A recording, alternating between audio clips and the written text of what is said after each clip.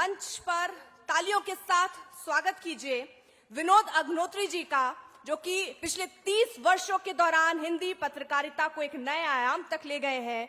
Navbharat times, Amar Ujala, outlook, नई दुनिया, इन TV, जी news के मंच से उत्तर प्रदेश के सामाजिक, सांस्कृतिक और आर्थिक विकास के सवालों को सशक्त ढंग से उन्होंने उठाया है। तालियों के साथ उनका स्वागत। इसी के साथ साथ मंच पर अक्कू श्रीवास्तव जी का भी तालियों के साथ स्वागत। मोदी 2.0 के बाद उनकी दूसरी पुस्तक सेंसेक्स क्षेत्रीय दलों का काफी चर्चित हो रही है। ये पुस्तक आजाद भारत की राजनीति के इतिहास में केंद्र के राज्यों के बीच अंतर्विरोधी और द्वंद्वों के साथ उपजे क्षेत्रीय दलों के उतार चढ़ाव को न केवल समग्र अध्ययन करती है, बल्कि पाठकों को अपने कथ्य और तथ्य से झकझोरती है। साथ ही साथ तालियों के साथ स्वागत विजय त्रिवेदी जी का। न्यूज टेलीविजन के चर्चित पत्रकार रहे हैं, उनके प्रतिष्ठित मीडिया घरानों में काम उन्होंने किया है, राजनीतिक घटनाओं पर गहरी पकड़ वो रखते हैं। और साथ ही साथ तालियां रुकनी नहीं चाहिए, ताली होनी चाहिए अनंत विजय जी के लिए। वरिष्ठ पत्रकार हैं वो, अपनी लेखनी से बहुत लोगों के दिल को उन्होंने छुआ है और आज अपने शब्दों से भी मुझे यकीन है कि यहां बैठे लोगों के दिलों को छुएंगे वो। तो तालियों के साथ सभी मेहमानों का स्वागत। तो जेपी जी का स्वागत, तो जो इनसे वार्तालाप को आगे बढ़ाएंगे और इसकी शुरुआत करते हैं तालियों के साथ। मैं आप सभी का स्वागत करता हूं।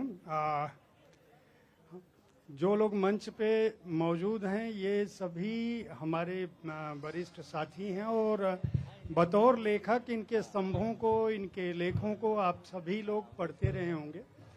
युवा पीढ़ी को ये नहीं पता है कि ये लोग वो लोग हैं जो देश को दिशा देने वाले लोगों पर भी एक तरह से नियंत्रण रखते हैं, उनको भी एक कहीं न कहीं से निर्देश देते हैं या उनके विचारों को प्रभावित करते हैं। मैं शुरुआत करूंगा विजय त्रिवेदी जी से ही, चूंकि उनका जो लेखन है वह भारतीय जनता पार्टी और राष्ट्रीय स्वयंसेवक संघ को लंबे समय तक वो कवर भी करते रहे हैं और बहुत सारी नजदीकियां, बदलाव जो इस समाज में है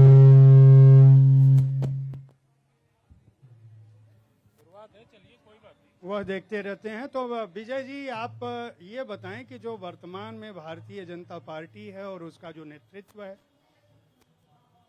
आपकी जो हालिया किताब जो पिछले दिनों हमारी नज़र से गुजरी थी वह संघम शरणम गच्छामि थी, तो संघ के और भारतीय जनता पार्टी के जो रिश्ते हैं उनमें किस तरह का बदलाव हुआ है और उसमें जो विकास है या जो तादाद में आप देखते हैं वह जनता को, अब पहले एक समय था कि ये लगता था कि भाई भारतीय जनता पार्टी और संघ अलग अलग है, अभी लगता है कि दोनों एक हैं। मैं चाहूँगा कि इस पर आपकी राय। थैंक यू जेपी जी, आपका बहुत शुक्रिया। आज तक का और साहित्य आज तक का भी बहुत बहुत शुक्रिया कि आपने याद किया, हमेशा याद करते हैं, उसके लिए भी बहुत शुक्रिया। और ऐसे मित्रों के साथ किया जो सभी विद्वत हैं, अक्कू जी हैं, आनंद जी हैं, विनोद जी हैं, जो राजनीति के गहरे जानकार लोगों में से हैं। संघ और भारतीय जनता पार्टी को लेकर जैसे आपने ही बात शुरू की कि पहले लोगों को लगता था कि अलग अलग है, अब जो है दोनों जो है करीब करीब मिक्स हो गए हैं। एक जमाना था कि जब एनडीए की सरकार होती थी वाजपेयी जी की लीडरशिप में, तो उस समय एनडीए में भारतीय जनता पार्टी में ऐसे बहुत सारे लोग भी आए जो संघ परिवार से नहीं थे, जिनकी बेसिक एजुकेशन जिसे कहना चाहिए पॉलिटिकल एजुकेशन वो संघ में नहीं हुई। लेकिन आज जो मौजूदा लीडरशिप है भारतीय जनता पार्टी की और संघ की, उन दोनों में एक संगम हो गया है, उन दोनों में कोई विरोधाभास नहीं है। बहुत सारे लोग ये बार बार सवाल करते हैं कि प्रधानमंत्री जी और सरसंघ चालक दोनों किस तरह से देखते हैं, क्योंकि उन्होंने एक जमाना देखा था वाजपेयी जी और सुदर्शन जी का भी जमाना था, तो उसमें वो लोग सवाल किया करते थे। लेकिन आज वाजपेयी जी और सुदर्शन जी के बजाय मोहन भागवत साहब और नरेंद्र मोदी एक रास्ते पर, एक थॉट प्रोसेस पर चलने वाले लोग हैं और दोनों को अपनी लिमिटेशंस भी पता है और अपनी स्ट्रेंथ भी पता है। सरसंघ चालक ये समझते हैं कि जो उनका एजेंडा है, उनका सांस्कृतिक एजेंडा है, उसको चलाने में भारतीय जनता पार्टी की सरकार और नरेंद्र मोदी की सरकार बहुत सक्षम है और वो उस रास्ते पर चल रही है। तो उस एजेंडा को चलाने में उनकी मदद ली जाए, लेकिन उनके पॉलिटिकल एजेंडा में दखल नहीं दिया जाए। और नरेंद्र मोदी भी समझते हैं कि संघ का जो कल्चरल एजेंडा है वो उनका भी एजेंडा है, यदि उसको आगे बढ़ाया जाए तो उनके लिए भी मदद होगी, संघ का भी जो पूरा साथ है वो भी मिल पाएगा। इसलिए बहुत तालमेल के साथ ये चल रही है। और खास वजह ये भी है कि मोहन भागवत साहब और नरेंद्र मोदी जी दोनों एक ही बैचमेट हैं संघ के। बहुत अच्छी बात आपने बताई। विनोद जी से मैं जानना चाहूंगा कि उनकी जो किताब है, आपको पहली बात तो बहुत सारी शुभकामनाएं। जन आंदोलनों पे आपने किताब लिखी और किसान आंदोलन को उसका मूल अपना विषय बनाया, केंद्र बनाया। इसकी क्या वजह थी? आप तो बहुत सालों से, दशकों से लिख रहे हैं, तो अभी किताब क्यों, इतना विलंब से किताब क्यों आई, और आई तो किसान आंदोलन पर क्यों आई? दरअसल जहां तक विलंब की बात है तो कहते हैं जब जागो तब सवेरा। तो मैं भी पहले तो विजय जी की किस तरह आज तक को और साहित्य आज तक को और खास करके साहित्य तक की पूरी टीम को धन्यवाद भी दूंगा, आभार भी जताऊंगा, साधुवाद भी दूंगा कि कम से कम साहित्य और हिंदी साहित्य का जो प्रमोशन आप लोग कर रहे हैं वो वाकई काबिल तारीफ है। क्योंकि इस वक्त एक तो वातावरण जो है वैसे ही साहित्य को लेकर के बहुत सारी दिक्कतें हैं, पढ़ने की आदत लोगों छूट रही है, और हिंदी तो ऐसे में एक प्रोमिनेंट चैनल के द्वारा और एक अच्छी टीम के साथ साहित्य का अगर प्रमोशन किया जा रहा है तो ये निश्चित रूप से स्वागत योग्य है। इसके लिए हम सबकी तरफ से आपका आभार। जहां तक आपने मेरी किताब की बात की, तो किताब थोड़ा देर से जरूर आई है, बात सही। हमारे सारे मित्रों की कई किताबें आ गई, विजय जी की 2-3 आ गई, अनंत जी की भी है, आकू जी की भी है, मेरी पहली किताब है। दरअसल इस किताब को लिखने का विचार मेरा 2012 में तब आया था जब अन्ना आंदोलन हो रहा था। तो चूंकि अपनी पत्रकारिता के दौरान मैंने कई सारे जन आंदोलनों को बहुत नजदीक से देखा, कवर किया, और सबसे ज्यादा तो किसान आंदोलन को मैंने कवर किया। उसमें महेंद्र सिंह टिकैत, शरद जोशी, डॉक्टर नरेंद्र स्वामी और तमाम सारे किसान नेता उस दौर के 80 के शुरुआती दौर के और mid 80s and early 90s के, और उसके साथ साथ जो और मजदूर आंदोलन, शंकर गुवानी योगी का आंदोलन, ए के राय का झारखंड में, इसके अलावा दत्ता सामंत मुंबई, बहुत सारे आंदोलन, उत्तराखंड के 3-4 चिपको से लेकर के और शराब के विरोध, तो इन सबको मैंने बतौर पत्रकार और बतौर एक्टिविस्ट भी आप कह सकते हैं कि जब मैं स्टूडेंट था तो जेएनयू में था और उसके पहले भी जब थे तो हम थोड़ा एक सामाजिक रूप से सचेतन सक्रियता ज्यादा थी तो जुड़े हुए थे। तो मुझे लगा इन सब पे लिखना चाहिए और इनका एक तुलनात्मक अध्ययन करना चाहिए, क्योंकि अन्ना आंदोलन के दौरान ही मेरे मन में आया था, डिले होता गया, और बाद में जब दिल्ली में दोबारा किसान आंदोलन शुरू हुआ 2020 में, तो मुझे लगा ये सही मौका है, और उसमें कोविड भी चल रहा था तो समय भी मिल गया लिखने का। एक ये उपलब्धि मैं मानता हूं कोविड काल की तमाम सारी नकारात्मकता के साथ साथ कुछ सकारात्मक चीजें में है, तो इस दौर में इसलिए वो किताब लिखी। और उसमें सबसे बड़ा अगर सहयोग किसी का है, वो यहाँ है नहीं, मेरी पत्नी आ नहीं पाई, उनका है, जिन्होंने मुझे लगातार टोका कि तुम्हारे सारे मित्रों की किताबें आ गई, तुम कब लिखोगे। तो ये उनकी प्रेरणा से जो है ये किताब जो है मुझे मिली, और हम ये बात उन तक पहुंच जाएगी। जी जरूर हमारे पहुंच कुछ जाएगी। प्रिय लोग बैठे हुए हैं। लाइव स्ट्रीमिंग हो रही है तो वो जरूर देख रही होंगी। जी नाम लिया और आ गई। नहीं ये तो ऐसा मत कहो, तुम्हारी सही से। तो अनंत जी, बहुत बहुत बधाई आपको किताब के लिए। हम अभी उस पर विस्तार से बात करेंगे। अनंत विजय जी का जन्मदिन है, इनको बहुत सारी शुभकामनाएं। अनंत जी, आपसे सवाल ये है कि आपका जो लेखन का क्षेत्र है वो बहुविध है, बहुत सारे लोग जानते हैं। आप नियमित रूप से बहुत प्रतिबद्ध ढंग से पिछले दशक भर से अधिक समय से स्तंभ लिखते रहे हैं। आपको राष्ट्रीय पुरस्कार लेखन का फिल्म के क्षेत्र में मिला। जो आपकी रॉक स्टार किताब कहूँ, वह सिनेमा पर भी एक किताब, मतलब आप कुछ भी लिख देते हैं वह चर्चा में आ जाता है। स्मृति ईरानी जी को आपने केंद्र बिंदु बनाकर पुस्तक लिखी और उसको वह काफी चर्चित पुस्तक हिंदी और अंग्रेजी में दोनों में लगातार बिक भी रही है। इसकी वजह क्या थी? जब ऐसे समय में जब नरेंद्र मोदी जी, अमित शाह जी राष्ट्रीय फलक पर, क्या विश्व फलक पर छाए हुए हैं, तब आप स्मृति ईरानी जी को केंद्र में बनाकर पुस्तक क्यों लिखे? बहुत धन्यवाद जयप्रकाश जी, जन्मदिन के लिए आपको और आपकी पूरी टीम को बहुत बहुत आभार। और मुझे यहाँ आमंत्रित करने के लिए आज तक, साहित्य तक और साहित्य आज तक की पूरी टीम का मैं नमन और वंदन करता हूँ। और सही कहा विनोद जी ने कि हालांकि मैं 1950-55 से पढ़ता रहा हूं कि साहित्य संकट में है। जैसे पत्रकारिता जब शुरू की तब से एक जुमला चलता है कि पत्रकारिता चौराहे पे खड़ी है, वो उसी चौराहे पे खड़ी है, अभी कहीं जा नहीं पाई है 25-30 साल। तो वो जो है वो सारी चीजें चलती रहती हैं। तो साहित्य के बारे में भी ऐसे ही कहा जाता है कि संकट में है, लिपि खत्म हो जाएगी, और हर दिन आंकड़े आते हैं। अभिषेक बैठे इंटरनेट पर, इतने यूजर्स बढ़ रहे हैं उसके हिंदी के, तो हिंदी कहीं खतरे वतरे में नहीं है। किसी को अगर ये मुगालता हो तो हिंदी का परचम पूरी दुनिया में लहरा रहा है। बहुत अच्छी बात। और रही बात, तो मैं आपको करेक्ट करना चाहता हूं, वो पुस्तक स्मृति ईरानी को केंद्र में रखकर नहीं लिखी गई है, वो पुस्तक राहुल गांधी को केंद्र में रखकर लिखी गई है। तो आपको प्रश्न पूछने के बजाय मेरे साहस की दाद देनी चाहिए कि जब राहुल गांधी को छोड़ रहे हैं लोग, तो मैंने राहुल गांधी को केंद्र में रखकर एक पुस्तक लिखी। अब आपके मन में, सबके मन में सवाल होगा कि राहुल गांधी केंद्र में कैसे? 136 साल के कांग्रेस पार्टी के इतिहास में इकलौता कांग्रेस अध्यक्ष है जो पद पर रहते हुए लोकसभा का चुनाव हार गया। क्या पॉलिटिकल साइंस के विद्यार्थी होने के नाते और राजनीति की पत्रकारिता करने के नाते मेरा यह धर्म नहीं बनता है कि कांग्रेस पार्टी के अध्यक्ष की इस उपलब्धि को मैं रेखांकित करूं? नहीं, बहुत अच्छी बात है, लेकिन आपने ऐतिहासिक जीत लिखा है, आपने ऐतिहासिक हार नहीं लिखी है। इसलिए अगर राहुल गांधी पर केंद्रित किताब थी तो ऐतिहासिक हार उसका शीर्षक होना चाहिए था। पर आपके साथ आप अश्वत्थामा हतो नरो वाह के बाद शंख बजा दे रहे हैं, है ना?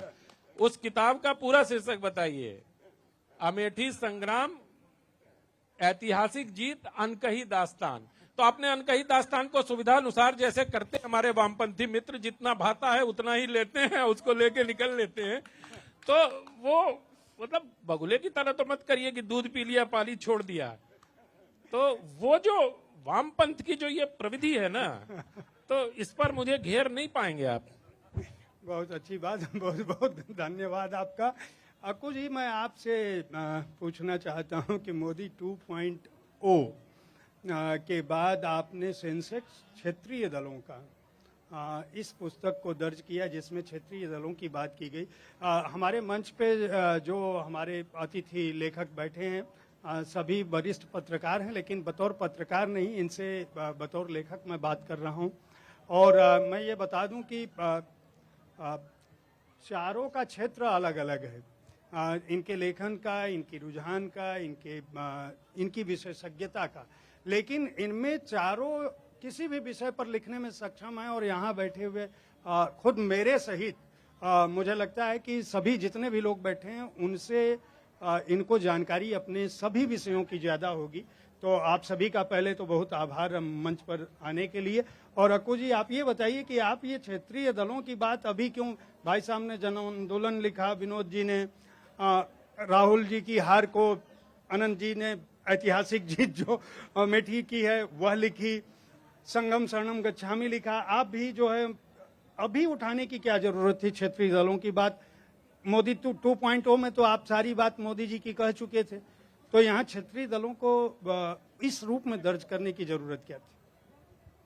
बहुत बहुत शुक्रिया जयप्रकाश जी आपका।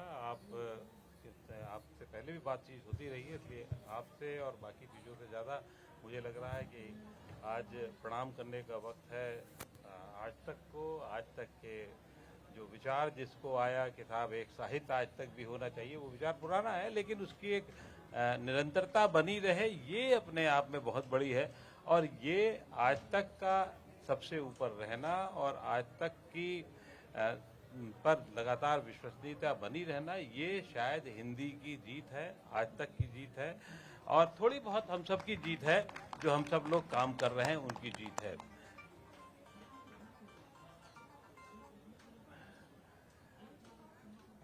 इसके लिए आभार आप सबका। जहाँ तक आपने बात की किताब की, तो मैं इन सब का मिला जुला रूप में, इन्होंने संघ पे भी लिखा, मैंने मोदी जी पे भी लिख दिया, इन्होंने जो लिखा, विनोद भाई ने, विनोद जी हमारे साथ काफ़ी लंबे अरसे से काम करते रहे, हम लोग साथी रहे, तो इनकी बात का बाद में जिक्र करूँगा। अनंत बाबू जो हैं वो मतलब बहुमुखी प्रतिभा के हैं, तो कभी कभी बीच में हम भी प्रतिभा लगाते रहते हैं और कभी हिंदी अंग्रेजी की प्रतिभा हम भी जोड़ देते हैं। और जैसा कि मैंने कहा विनोद जी का, तो अभी विनोद जी के हाथों से एक मैं अनावरण कराऊंगा जो आप सब लोग करेंगे, तो उससे पता लग जाएगा कि विनोद जी से मैंने क्या लिया है।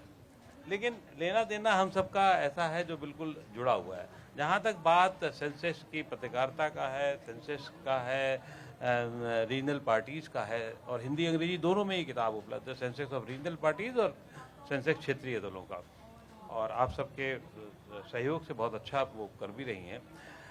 रीजनल पार्टीज की इस समय आवश्यकता क्या है, लेकिन अगर आप बंधन मतलब पूरा समग्र रूप से देखेंगे तो ये आवश्यकता आपको अपने आप समझ में आ जाएगी। अगर आज देश की, विश्व की सबसे बड़ी पार्टी के पास सिर्फ 12 राज्यों में फुल फ्लेज सत्ता है, तो 12 राज्य ऐसे भी हैं जहां रीजनल पार्टीज हैं, तो ये अपने आप में बहुत बड़ी बात है, आप उसको अनदेखा नहीं कर सकते। और ये बीज जो है आज़ादी के बाद से जो बोना शुरू किया गया, जिस वजह से बोना शुरू किया, वो कभी क्षेत्र के नाम पे, कभी धर्म के नाम पे, कभी जाति के नाम पर क्षेत्रीय दल बढ़ते बनते बिगड़ते गए, और इसलिए उनकी महत्ता आज की स्थिति में, और जब बहुत माइक्रो लेवल पे राजनीति होती चली जा रही है, जाति बहुत माइक्रो लेवल पे होती चली जा रही है, क्षेत्र बहुत माइक्रो लेवल पे होता चला जा रहा है, तो ये द्वंद्व चलता रहेगा। ये बात दूसरी, सेंसस किसका ऊपर नीचे होगा, ये वैसे ही होगा कि अचानक मान लीजिए कोई एलन मस्क जो है वो ट्विटर खरीद ले और फिर कोई $8 में नीली चिड़िया बैठाने की बात करने लगे, और उसमें कोई $8 में ही कह दे कि साहब जो है आज तक जो है विश्व का सबसे बड़ा एक चैनल हो गया, तो इसका सेंसेक्स ऑटोमेटिकली ऊपर बढ़ जाएगा। उसी तरीके से पार्टियों का सेंसेक्स होता है, वो ऊपर नीचे होता रहता है, हर चुनाव में होता है, और हर चुनाव में ऊपर नीचे होता रहेगा उसका। तो ये सेंसेक्स ऑटोमेटिकली ऊपर नीचे होता चला जाएगा, उनकी भाव के ऊपर होता रहेगा कि उनकी मांग होगी तो ज्यादा होगा और कम मांग होगी तो कम होगा। तो इसलिए क्षेत्रीय दलों की जरूरत और आवश्यकता बनी रहेगी। मुझे बहुत ताज्जुब होता है कि क्यों इस पे बहुत सारा काम नहीं हुआ। ये बात दूसरी कि पिछले 2, 2.5, 3 साल में कोरोना काल को उसका बड़ा श्रेय है, और हमारे परिवार को बड़ा श्रेय, जिन्होंने उपलब्धता में बहुत सारा योगदान दिया। जी लाइन देखो, ऐसा ना आपके पास नहीं, एक मिनट, आप तो ऐसा है कि आपके पास तो बहुत सारी सुविधाएं हैं, हमारा यही मामला नहीं, ये इनकी कई लाइनें हैं। विजय जी एक लाइन जोड़ दूं मैं, फिर मैं बोलूंगा अपने टर्न पे, इसको इसमें काउंट काट मत लीजिएगा। आकू जी की बात, तो सेंसेक्स की जो बात उन्होंने बहुत अच्छी लिखी है, क्योंकि राजनीतिक दलों में भी लोग इन्वेस्ट करते हैं, जैसे स्टॉक में इन्वेस्ट किया जाता है, से बहुत सारे पूंजीपति जो है राजनीतिक दलों में इन्वेस्ट करते हैं, और कई बार उनको बड़ा घाटा हो जाता है उस इन्वेस्टमेंट का। इसलिए मैं आकू जी को साधुवाद देता हूं। पर एक सवाल अक्कू जी से पूछिएगा जरूर, मेरा आग्रह ये है कि जब ये क्षेत्रीय दल जहां जहां आए वहां से कांग्रेस साफ हो गई। 36 साल, 38 साल, 45 साल, मतलब वो क्या सेंसेक्स का गुण है, मतलब यही से अभी जवाब दे दें। क्यों इनसे होकर के इधर आए मामला। मैं तो देखिए, मैं वामपंथी तो होने की लाइन तोड़ के चला जाऊंगा, मैं तो मर्यादा में रहता हूँ। आज लग रहा है लाइन तो दक्षिणपंथी भी तोड़ते हैं, जो पंथी होते हैं वो तोड़ते हैं। लगी ये जितने पंथी हैं ना, वो सब लाइन तोड़ते हैं। अच्छा, वो दक्षिण को हो या वाम हो। एक सवाल विनोद जी से भी लाइन पर है। एक सवाल विनोद जी से भी पूछ लीजिएगा। आप ही पूछ लीजिए। इनकी पुस्तक का नाम आंदोलन जीवी है, मैंने देखी नहीं है पुस्तक, देखना चाहिए मेरा आपको। दुर्भाग्य है, और मुझे लगता है कि जरूर इन्होंने प्रधानमंत्री नरेंद्र मोदी को शीर्षक के लिए धन्यवाद ज्ञापित किया होगा, क्योंकि वो शीर्षक प्रधानमंत्री ने संसद में दिया। हाँ, तो अब इसका मतलब मैं जरूर उसका- दिया मैं- होगा। मैं इसको स्पष्ट कर दूं। मुझे इन पर पूरा भरोसा है। मैं इसको स्पष्ट कर दूं। देखिए, ऐसा है कि वो शब्द प्रधानमंत्री जी की खोज है, इसमें कोई दो राय नहीं है, लेकिन शीर्षक उन्होंने नहीं दिया। इसलिए नहीं दिया कि शीर्षक, जब मैंने फाइनल कर ली और मैं शीर्षक सोच रहा था इसको क्या दूं, तो किसान आंदोलन उसमें चल रहा था दिल्ली में, और कुछ किसान नेता आए हुए थे मुझसे मिलने। उसमें एक आत्मजीत सिंह हैं, उन्होंने कहा कि विनोद जी आंदोलन जीवी इसका शीर्षक दीजिए। तो मैंने कहा हाँ, बात तो सही है, लेकिन ये शब्द थोड़ा सा चर्चित ज्यादा है। बोले उसकी आप चिंता क्यों करते हैं, आप इसको दीजिए। तो फिर मैंने पब्लिशर से बात की, पब्लिशर ने कहा यार किताब बिकेगी इससे, हमने कहा ये आपका काम है, चूंकि बिजनेस आपको देखना है, तो उसके बाद हमने दिया। और सुनिए, मैंने उसमें प्रधानमंत्री जी के उसका जिक्र किया और ये भी लिखा कि इसका उससे कोई संबंध नहीं है। विजय जी, चूंकि अगर सवाल किताब पढ़े होते तो आनंद जी सवाल न करते। नहीं, क्योंकि मैंने सब तो स्वीकार कर लिया कि मेरा दुर्भाग्य है। अनंत जी कह रहे हैं, लेकिन अनंत जी बहुत तेज पढ़ाकू व्यक्ति हैं, ये निश्चित रूप से किताब पढ़ चुके हैं और आपने जो धन्यवाद दिया है उसको भी पढ़ चुके हैं, इसलिए कह रहे हैं, मुझे पता है। विजय जी, मेरा सवाल यहीं से है, जो एक इन्वेस्टमेंट की बात हो रही है कि पार्टियों में भी इन्वेस्टमेंट होता है जी और उनका भी सेंसेक्स होता है जी। मैं चूंकि आपका पूरा काम जो है वह बहुत गहरा काम आपका संघ परिवार पर रहा है और भारतीय जनता पार्टी का जो उत्तरोत्तर विकास रहा है उस पर बहुत बड़ा काम रहा है। मैं ये जानना चाहता हूं कि जो जोड़ी भारतीय जनता पार्टी में जिस तरह से बदलाव हुए और जो आज सर्वव्यापक की स्थिति है, ठीक है, जो लोग भारतीय जनता पार्टी का नेतृत्व करते हैं वो कहते हैं अभी भी बहुत स्कोप है, लेकिन हमारे जैसे लोग जो हैं उनको लगता है कि भारतीय जनता पार्टी अपने चरम पर है और जो जोड़ी है खासकर इस समय जो मौजूद है जी। वह अपने आप में अजेय सी दिखती है या है, दोनों बातें हो सकती। ये जो बदलाव है भारतीय जनता पार्टी का, वहां तक पार्टी कैसे पहुंची और इस बदलाव को आप किस रूप में मार्क करते हैं, अंकित करते हैं? और जो इन्वेस्टमेंट है, क्या कोई बाहर से भी इन्वेस्टमेंट होता है क्या राजनीतिक दलों में?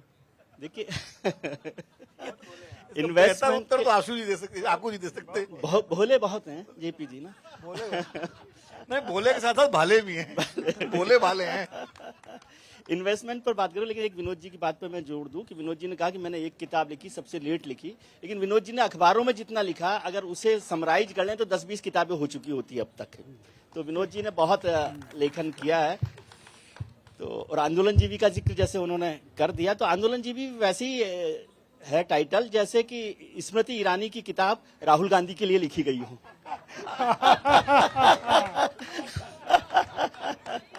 जो बात मैं नहीं कह सकता था, चूंकि अनंत जी मेरे अनंत जी हरि की तरह से, हरि अनंत, हरि कथा अनंत है ना, तो अनंत जी की कथा बहुत अनंत है। साथ में विजय भी हैं। ये अकेले विजय हैं या अनंत विजय हैं? देखिए, पॉलिटिकल पार्टीज का इन्वेस्टमेंट है ना, वो म्यूचुअल फंड्स की तरह से है, जिस पे डिस्क्लेमर लगा हुआ होता है कि इन्वेस्ट करने से पहले समझ लें सारी स्थितियों को, ठीक है। और फिर म्यूचुअल फंड की तरह से है कि लॉन्ग टर्म इन्वेस्टमेंट करते हैं तो वो लंबे समय तक बाद में फायदा देता है। वो अक्कू जी की बात से मैं कह रहा हूं कि क्षेत्रीय दल जो है ना, वो उनका समय होता है। एक जमाने में क्षेत्रीय दल चल रहे थे, फिर कभी चले जाते हैं, लेकिन जैसे 12 राज्यों में आज भी क्षेत्रीय दलों की सरकार है, तो वो क्षेत्रीय दलों का म्यूचुअल फंड इन्वेस्टमेंट कभी घाटे का सौदा नहीं होता। और दूसरी बात आप देखिए, जब भी प्रधानमंत्री जी नरेंद्र मोदी या बीजेपी के खिलाफ लड़ाई की बात हो तो फिर एक बहुत बड़ा मंच जो है लगाते हैं और उसमें सारे क्षेत्रीय दलों को इकट्ठा करते हैं। कभी वो कोलकाता में इकट्ठा करते हैं, कभी दिल्ली में इकट्ठा करते हैं, कभी लखनऊ में इकट्ठा करते हैं, कभी बेंगलोर में इकट्ठा करते हैं, और वो ताकत बताई जाती है कि क्षेत्रीय दल हमारे हैं जो इस सरकार का, इस पार्टी का, इस लीडरशिप का खिलाफ खड़े हो सकते हैं। और जो इन्वेस्टमेंट का जिक्र विनोद जी ने किया वो तो आप जानते हैं। एक कहानी तो है इलेक्टोरल बॉन्ड्स की, वो तो सार्वजनिक तौर पर है, जो ऐसी सार्वजनिक तौर पर है जो दिखती नहीं है लेकिन है सामने। तो भाजपा नेतृत्व में जो बदलाव, जो मैंने जोड़ी की बात की कि जो भाजपा आपने जब शुरू किया होगा पत्रकारिता में इनको कवर करना, तब भी जोड़ी थी, तब जोड़ी थी। उस जोड़ी से आज की जो जोड़ी है उसमें क्या अंतर आपने देखा, वो जरा बताएं। एक बड़ा अंतर है दोनों जोड़ी में। एक बार मैंने सवाल किया था आडवाणी जी से भी ये कि आपकी जोड़ी लंबी जोड़ी रही है भारतीय जनता पार्टी में, वाजपेयी आडवाणी, क्या कोई दूसरी जोड़ी बनेगी? तो उस समय उनको कोई दिमाग में नहीं था, लेकिन उन्होंने कहा था कि फिर वक्त आएगा तो फिर कोई जोड़ी बनेगी। अब ये जोड़ी बनी नरेंद्र मोदी जी और अमित शाह की जोड़ी, जिसे आपने कहा कि अजय है। अजय तो तब तक सब लोग रहते हैं जब तक हारते नहीं है। और हिंदुस्तान के चुनावों का इतिहास बहुत लंबा है, जिसमें इंदिरा गांधी भी हारती हैं, अटल बिहारी वाजपेयी भी हारते हैं, तमाम लोग हारते हैं और तमाम लोग जीतते भी हैं। इंदिरा गांधी 77 में हारती हैं तो 80 में ज्यादा ताकत के साथ आती है। वाजपेयी जी को आप हराते हैं और कहते हैं कि अब नेस्तनाबूद हो गया, 2 सीट पर भारतीय जनता पार्टी रह गई, अब मर्सिया लिख दिया जाए, और वो पार्टी आज 303 पर पहुंचती है। तो ये लगातार हो रहा है। लेकिन इस जोड़ी की जो सबसे खास बात है वो ये है कि वो न्यूज चैनल की तरह से है, 24/7।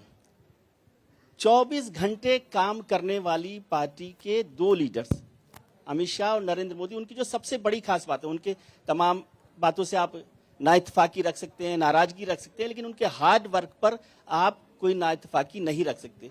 और ये इतनी बड़ी ताकत है कि कोई दूसरी पॉलिटिकल पार्टी उनके मुकाबले में नहीं आ पा रही। तो ये एक बहुत बड़ी बात है जिसके लिए काम करते हैं। मैंने अमित शाह को काम करते देखा है, नरेंद्र मोदी जी को काम करते देखा है। दोनों लोग 24 घंटे काम करते हैं और दोनों के दोनों लोग इलेक्टोरल मोड में, इलेक्शन मोड में रहते हैं हमेशा। लगता है कि इलेक्शन ही लड़ रहे हैं। 2014 का इलेक्शन जो बड़ी मुश्किल से इतना बड़ी जीत के साथ आया था, उसके अगले दिन अमित शाह जो है दूसरे राज्यों के विधानसभा चुनावों की तैयारी में लग गए थे। तो इसलिए उनसे लड़ने के लिए मैं ये कहता हूं कि लड़ाई का तरीका क्या होता है। यदि जब रामायण काल था तो वहां पे धनुष और तीर और सब कुछ चल रहे थे, घोड़े हाथी थे। अब वही घोड़े हाथी जिससे राम ने जीता होगा रावण को, लंका का युद्ध, क्या आज उसको लेकर चल सकते हैं? आज मिसाइल का जमाना है, जेट्स का जमाना है, फाइटर प्लेन का जमाना है। तो पॉलिटिकल पार्टी अभी रामायण काल में चल रही है, दूसरी पॉलिटिकल पार्टी। तो और वो भारतीय जनता पार्टी जो है वो अपने मिसाइल को लेकर लगातार चल रही है और वो मिसाइल भी बदलती रहती है। कहीं पर 200 किलोमीटर की चाहिए उसको मार की, कहीं पर 500 की चाहिए, कभी चेन्नई के लिए चाहिए तो कभी लखनऊ के लिए चाहिए। तो वो अलग अलग मार्क की मिसाइल वो बनाते रहते हैं और उससे अपने निशाने बनाते रहते हैं। तो आपकी अगली किताब क्या इनकी मारक क्षमताओं पे होगी और मिसाइलों पे? मारक क्षमताएं तो चुनाव के नतीजों से अपने आप आती रहती है। और किताब तो जो हम लोग देख रहे हैं उसको जिस तरह से देख पाते हैं उस पर कर रहे हैं। और वो जो है लीडरशिप का, वो भी वैसी की वैसी कहानी है जैसी अनंत जी ने कही कि स्मृति ईरानी की जीत में राहुल गांधी की हार बहुत महत्वपूर्ण है। और यही नरेंद्र मोदी और अमित शाह की जीत में है कि जो 2011, 12, 13, 14 में जो हुआ मनमोहन सिंह सरकार के साथ और यूपीए की सरकार के साथ, उसके खिलाफ एक इतना बड़ा माहौल बना कि आज 10 साल बाद भी वहां पर लौटने के लिए जो हमारा वोटर है वो पूरी तरह से तैयार नहीं दिखाई देता और उसको एनकैश जो मौजूदा लीडरशिप है वो कर रही है। विनोद जी, मैं आपसे जानना चाहूंगा कि जब आप आंदोलन जीवी लिख रहे थे तो आपके जैसा कि अभी विजय जी ने भी कहा और हम लोग सभी जानते हैं जो भी आपको पढ़ते रहे हैं कि आपके पास किताबों की कमी नहीं है। तो विषय बहुत सारे हैं। पहली बात तो आंदोलन जीवी का जो सबसे खास अंश कि आपको लगा कि नहीं अब इस विषय पर किताब, जैसा कि आपने बताया भी कि 2012 से मैं तैयारी कर रहा था, अगली किताब आपकी किस विषय पर होगी और केंद्र बिंदु क्या होगा?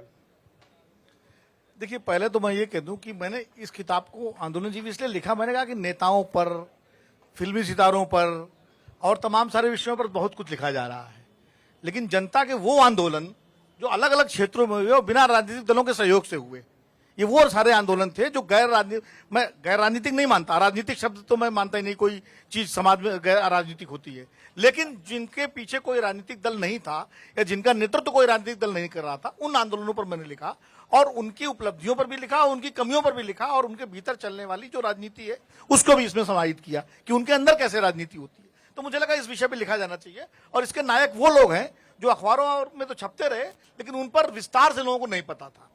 तो ये एक तो उसके पीछे कारण था।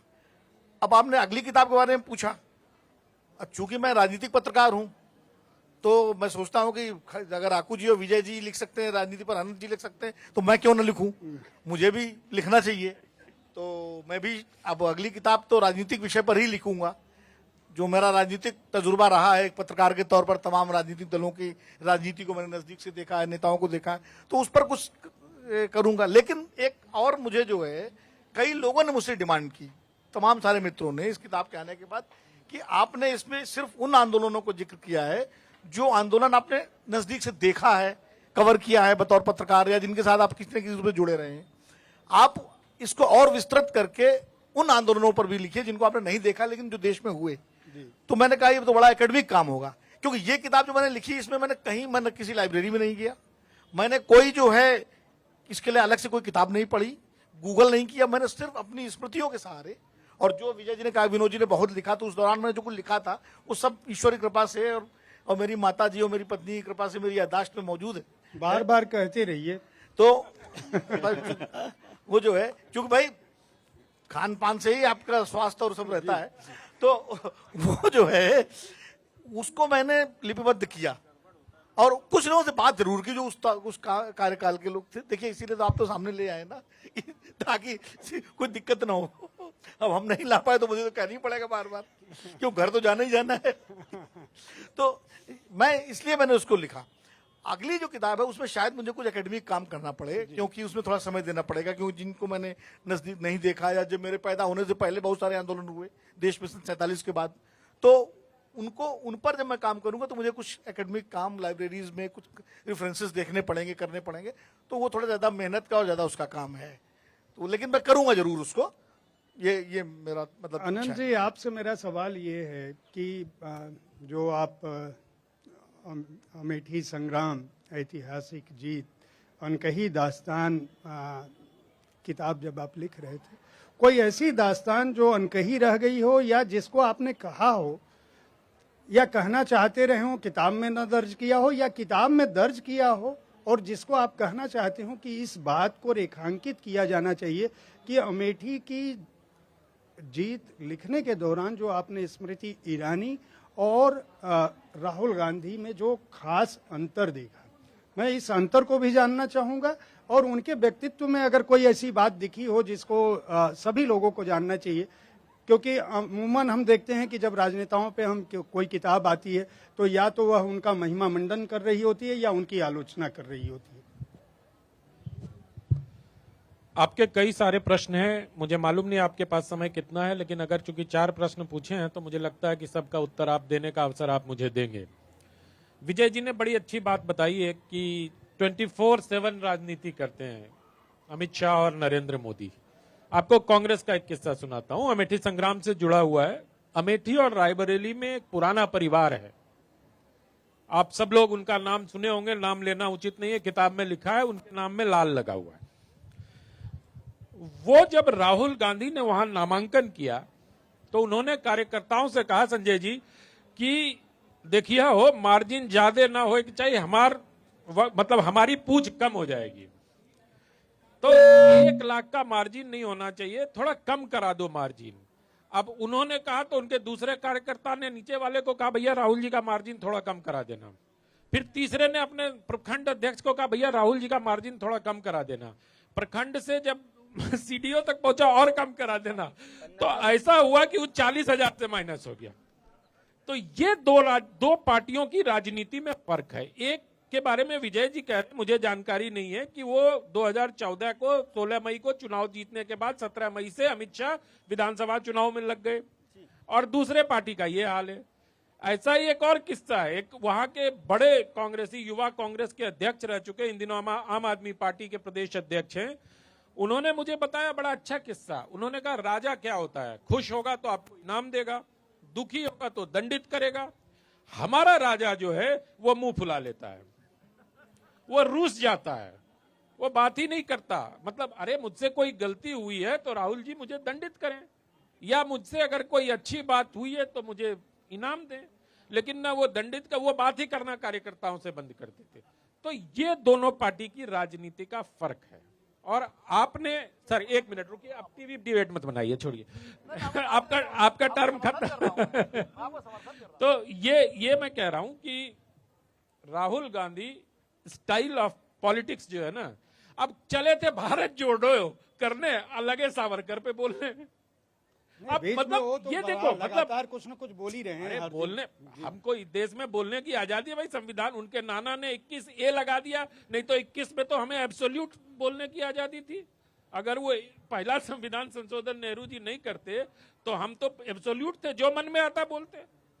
खैर चलिए, वो मैं ये कह रहा हूं कि एक और आपने स्मृति ईरानी के उसकी पूछी, मैं उसको बहुत गंभीरता के साथ इसको रेखांकित करना चाहता हूं।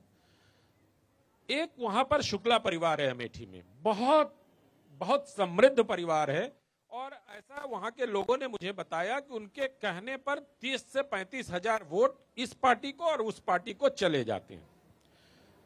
शुक्ला जी ने हवा के रुख को देखते हुए बड़ी जुगाड़ लगाया कि हमें बीजेपी में शामिल कर लिया जाए, लेकिन शामिल उसी शर्त पे होऊंगा जब स्मृति ईरानी मौजूद होंगी और वो मुझे पार्टी में शामिल कराएंगे।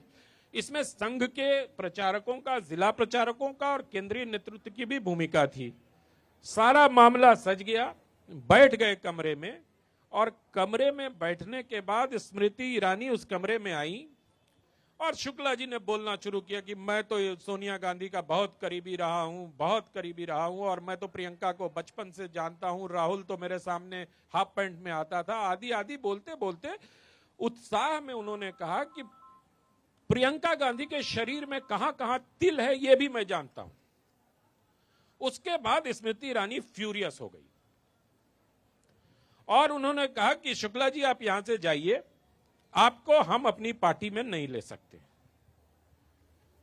मैंने उस घटना के 3 जिला प्रचारक, बीजेपी के जिला अध्यक्ष और संघ के अनुसांगिक संगठन के एक बड़े पदाधिकारी, अखिल भारतीय पदाधिकारी, तीनों से मेरी बात हुई और तीनों ने इसकी पुष्टि की और कहा कि हम लोग लाख मनाते रहे कि तुम चुनाव हार जाओगी क्योंकि राहुल गांधी बहुत मजबूत है। उन्होंने कहा स्त्री के अपमान के आधार पर चुनाव जीतना मुझे गवारा नहीं है। तो ये जो एक उनके पर्सनालिटी की चीज है, ये सत्य घटनाओं पर आधारित है, ये और इसके गवाह अभी भी मौजूद हैं। शुक्ला परिवार भी जीवित हैं, शुक्ला जी भी जीवित हैं, जिला अध्यक्ष भी हैं, जिला प्रचारक भी हैं। हालांकि उनका ट्रांसफर अब संघ की पद्धति में आजमगढ़ हो गया है और वो जो अखिल भारतीय पदाधिकारी हैं अनुषांगिक संगठन के, वो भी हैं। तो ये 3-4 चीजें जो है दोनों की पर्सनालिटी का जो विरोधाभास है वो दिखाता है। विनोद जी कुछ कहना चाह रहे थे, आप बोल ऐसा हुआ था कि उत्तर प्रदेश के विनोद जी टीवी पे जाते जाते इस कला में पारंगत हो गए कि फुटेज कैसे लिया जाता है। नहीं, टीवी पर तो भैया मुझे बिठाने वालों में आप भी थे, ऐसी बात नहीं है। तो उसके लिए आपका भी मैं साधुवाद आभार व्यक्त करता रहा हूं। तो एक्चुअली उत्तर प्रदेश में एक मंत्री हुआ करते थे, नाम लेना ठीक नहीं, अब नहीं है इस दुनिया में, हम लोग के मित्र थे, अकू जी भी जानते हैं। तो वो एक बार कांग्रेस सरकार थी उत्तर प्रदेश में और तिवारी जी शायद चीफ मिनिस्टर थे, इंदिरा गांधी राजीव गांधी का जमाना था। तो रात को 11 बजे के आसपास वो अपना मित्रों के साथ बैठकर सांस्कृतिक कार्यक्रम शाम वाला कर रहे थे। तो कुछ उनके कॉन्स्टिट्यूंसी जो लखनऊ के बगल से ही कॉन्स्टिट्यूंसी थी, वो आए उनसे मिलने लोग। तो उन्होंने मिलना चाहते थे, कुछ समस्या थी उनकी तात्कालिक पुलिस उलिस से जुड़ी हुई। तो उन्होंने कहा जब अपने आदमी से कह दो कि सो गए। तो वो फिर उनका साहब वो मिलना चाहते हैं, बोले सुबह यहाँ भी नहीं बात नहीं करूंगा, अभी मैं सो गया हूँ। तो कुछ मित्रों पत्रकारों ने कहा कि भाई आप 10 मिनट मिल लो, क्या दिक्कत है। अरे बोले हमें थोड़ी वोट देते हैं, वोट इंदिरा गांधी और राजीव गांधी को देते हैं, उन्हें जगाओ जाके रात को 11 बजे। तो मैं इनकी बात कह कि जो मानसिकता जो है पार्टी में इस हद तक आ गई हो कि मार्जिन गिरा रही है या वो इंदिरा गांधी राजीव गांधी को वोट देते, तो उसका तो हाल होना ही होना था। मैं इनकी बात के समर्थन ही कर रहा था। चलिए, अच्छी बात। आनंद जी आपको इस बात के लिए नहीं, इनकी बात से एक और बात बता दूं। ये लोग जो लखनऊ के यतीन्द्र मिश्र जी पीछे बैठे हैं, एक सदगुरु किराना स्टोर है हजरतगंज में, आपको ये कोने पे सदगुरु किराना स्टोर, आप लोगों को ये जान के आश्चर्य होगा कि गांधी परिवार का इतना पुराना रिश्ता अमेठी रायबरेली से है, लेकिन उनका पानी और खाना हजरतगंज के सदगुरु किराना स्टोर से जाता है। किसी को कंफर्म करना हो तो पता सबको मालूम है, कंफर्म कर लीजिए। ये हालत है। अक्कू जी, आनंद जी तो जो है एकदम जन्मदिन है तो उस मुद्रा में है। आपकी एक नई किताब जिसके आवरण का यहाँ पर लोकार्पण होगा, ये उत्तर उदारीकरण के आंदोलन क्या है, कि भला क्या है उत्तर उदारीकरण? नहीं,